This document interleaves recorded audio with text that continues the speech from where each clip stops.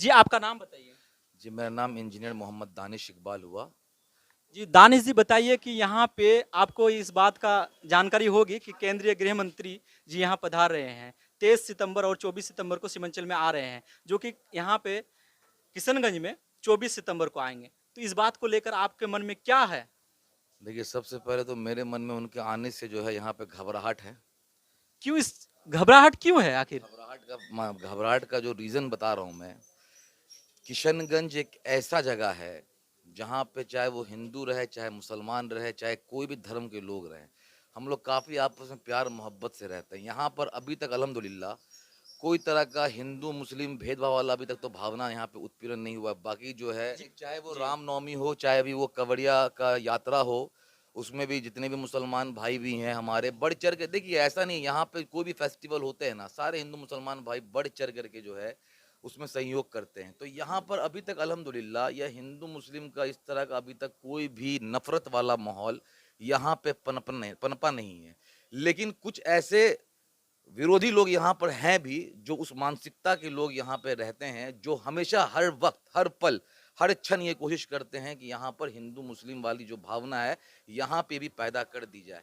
तो जहाँ तक कि आप जानते हैं, अमित शाह का भी आपने भाषण देखा होगा, राजस्थान का भी हाल फिलहाल का जो राजस्थान में जो भाषण दे रहे थे, कन्हैया लाल पे जो जिनका किसी उग्रवादी ने, मैं उसका कौम से लेके उसको रिलेट नहीं करूँगा, मुसलमान धर्म हमें कभी नहीं सिखाता, या हमारा मज़हब इस्लाम, इस्लाम को जो लोग नहीं जानते हैं, वो जा कर के पहले इस्लाम के बारे में रिसर्च करें, पहले इस्लाम के बारे में पढ़ें कि इस्लाम सिखाता क्या। इस्लाम का मतलब यही है कि हमको चैन, सुकून, अमन से रहना है, दूसरों से मोहब्बत। अगर एक मुसलमान दूसरे मुसलमान का खून करता है तो पूरे वो इंसानियत का खून करता है, या एक मुसलमान किसी भी इंसान का खून करता है तो वो पूरे इंसानियत का खून करता है।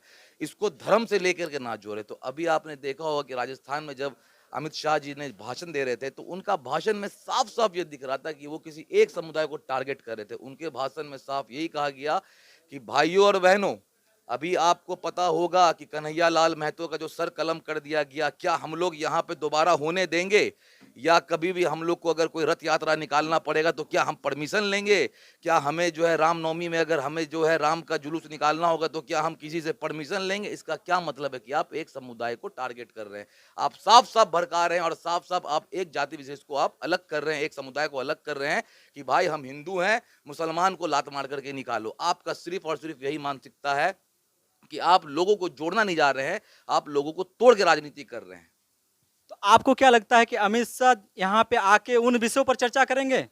बिल्कुल, यहाँ पर आने के बाद अमित शाह का सिर्फ़ एक ही और एक ही टारगेट अभी है, आने वाला जो लोकसभा है, जिस तरीके से हर इलेक्शन अल्हम्दुलिल्लाह बहुत ही अमन सुकून से गुज़रता है। यहाँ पे जैसा कि मैंने पहले भी बोला कि ना यहाँ पर कभी हिंदू के दिल में फीलिंग आए मुसलमानों के लिए, ना मुसलमानों के दिल में फीलिंग आए हिंदू के लिए कि हमें ये हिंदू भाई है, भाई इससे हमें जो है डर है, खौफ है, इससे अलग रहो। या हिंदू भाई को कभी ये ना लगा कि ये मुसलमान है भाई, इसको यहाँ से निकालो, ये क्यों यहाँ पे रह रहा है। लेकिन उनके आने से ये मैं 100% बोल रहा हूँ कि ये भावना वो यहाँ पे वापस से जगा करके जाएँगे। उनके भाषण में आप उलट करके देख लीजिए, हर जगह वो एक ही कौम को, एक ही समुदाय को टारगेट करते हैं। लेकिन आपको तो उम्मीद रखना होगा कि नहीं वो आके यहाँ पे भाईचारा को तोड़ने का काम नहीं करेंगे। आप पहले से डर क्यों रहे हैं? यानी कि आपकी एकता में खोट है। कहीं न कहीं मुझे मतलब ये तो शक करेंगे आप कि आपकी एकता में खोट है। आपका दोस्ती पक्की है तो तोड़ने वाला कोई नहीं होगा। इस अब विषय पर होना चाहिए। बिल्कुल, देखिए आप जो ये बात कह रहे हैं, ये बात भी आपकी बिल्कुल सही है कि हमें अपने एकता, अखंडता पे बिल्कुल और बिल्कुल यकीन है। लेकिन अगर किसी को बैठा करके आप उसका कंटिन्यू ब्रेन वॉश कर दीजिएगा तो वो इंसान आपके विरुद्ध जाएगा ही जाएगा। रेयर से रेयर केस में भाजपा वालों ने हर कदम पे ये हिंदू मुसलमान भड़काने वाली साजिश की है। लेकिन 2014 के बाद 14 के बाद जब वो सरकार में आए, वो पूरे के पूरे जो है बहुमत के साथ आए, तब से लेकर के अब तक वो क्या करते हुए आ रहे हैं। अगर उनसे महंगाई पे बात की जाए तो हिंदू मुसलमान, उनसे अगर बेरोजगारी पे बात की जाए तो हिंदू मुसलमान, उनसे अगर सरकार की नीतियों के बारे में अगर बात की जाए, खास करके नरेंद्र मोदी जी के बारे में अगर वो केस में कुछ भी बोल दिया जाए तो आप देश विरोधी कहलाते हैं। तो ये चीज़ जो है कभी भी भाजपा वाले आज तक कभी भी ना तो नौजवानों का दर्द समझ रहे हैं, ना तो गरीबों का दर्द समझ रहे हैं। 2014 से पहले जो उनका वादा था, आज तक आप ही बताइए, जितने पत्रकार बंधु हैं, ईमानदारी से आप ही बोलिए कि क्या उन्होंने 2014 से जो पहले किए गए वादे, सरकार में आने से पहले किए गए जितने भी वादे थे, क्या उन्हें एक भी वादे उन्होंने निभाए? आप 2 करोड़ नौकरी देने की बात की, अरे 2 करोड़ छोड़िए, 2000 नौकरी भी अगर आप देके दिखा दी तो मैं मान जाऊं।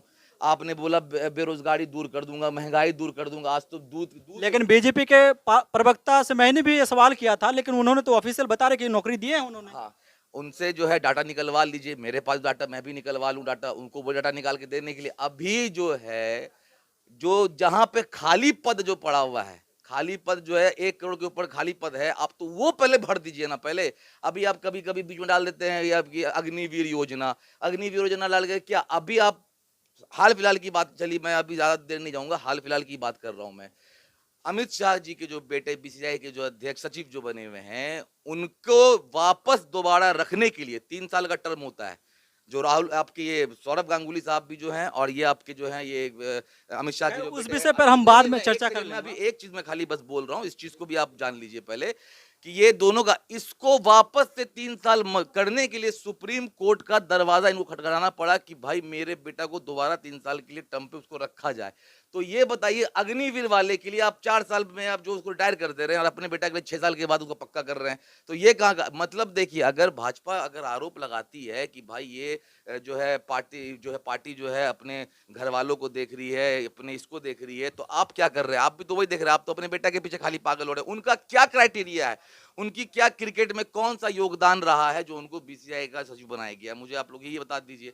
अगर ईमानदारी से देखा जाए तो भाजपा सिर्फ और सिर्फ अपना जो क्या बोलते हैं ना उसको, कि अपना जो अच्छा दिन लाया है, अपना अच्छा दिन लाया है, अपने उद्योगपति दोस्तों का अच्छा दिन लाया है, बाकी गरीबों के लिए या जिससे वादा, अरे छोड़िए, हम लोग 30% हैं, मान लीजिए हम लोग 30%, मुसलमान के बारे में लोग कहते हैं 30%, 70% के लिए आपने क्या किया है? जो 70% जो आपके जो हैं, आप जो इनको बोलते हैं वो मेरे हैं 70%, अगर उनके लिए भी आपने कुछ अच्छा करे तो मैं मान जाऊं, आप तो उनके साथ भी गलत कर दिए हैं। जी, आपका बहुत बहुत धन्यवाद हमारे साथ बात करने के लिए।